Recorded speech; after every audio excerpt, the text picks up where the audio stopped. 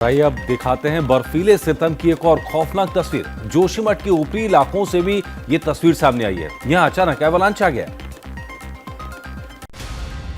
36 second का ये video Joshimath के लोगों के होश उड़ा रहा है। ऊंचाई वाले इलाकों में बर्फबारी के बीच भारत चीन बॉर्डर के पास बने मलारी गांव में भयानक एवलांच आया।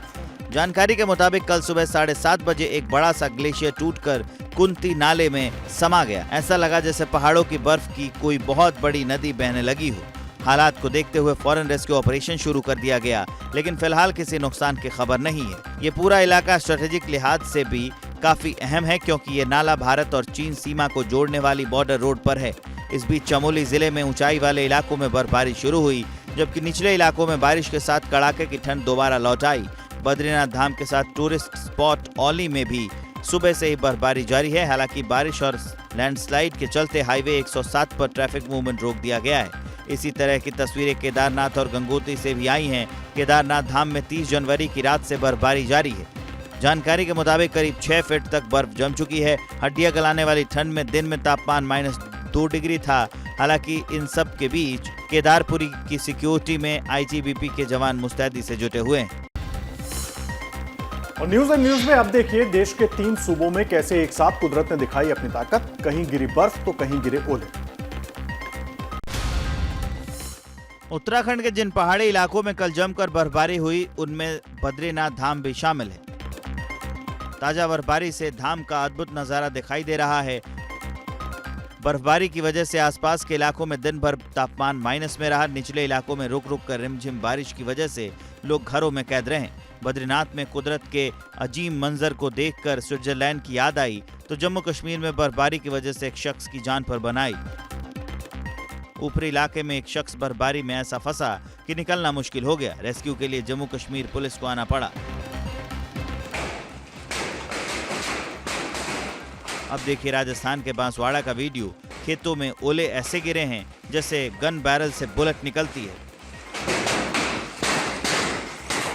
वेस्टर्न डिस्टर्बेंस की वजह से बांसवाड़ा में तेज बारिश के साथ खूब ओले गिरे।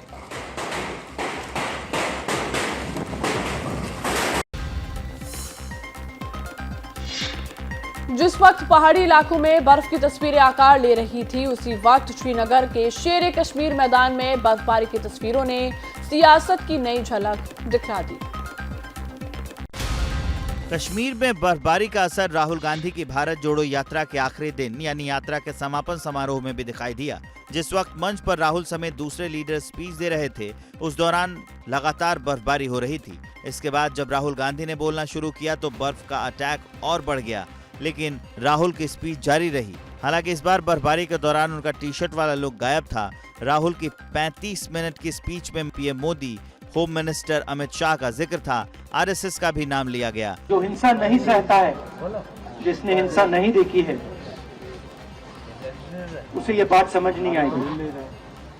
जैसे मोदी जी हैं, अमित शाह जी हैं, RSS के लोग हैं, डरते हैं। हम 4 दिन पैदल चले। मैं आपको गारंटी देके कह सकता हूं कि बीजेपी का कोई नेता ऐसे नहीं चल सकता। मैं पूछना चाहता हूं, कांग्रेस का कोई नेता गया कभी कांग्रेस के शासनकाल में? उसकी हिम्मत हुई?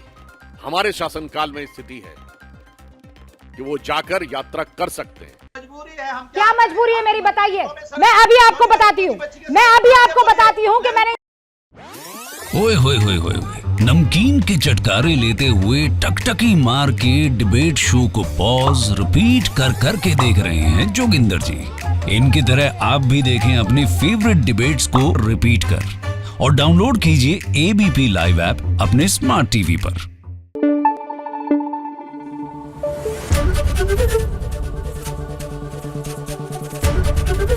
ABP न्यूज आपको रखे आगे।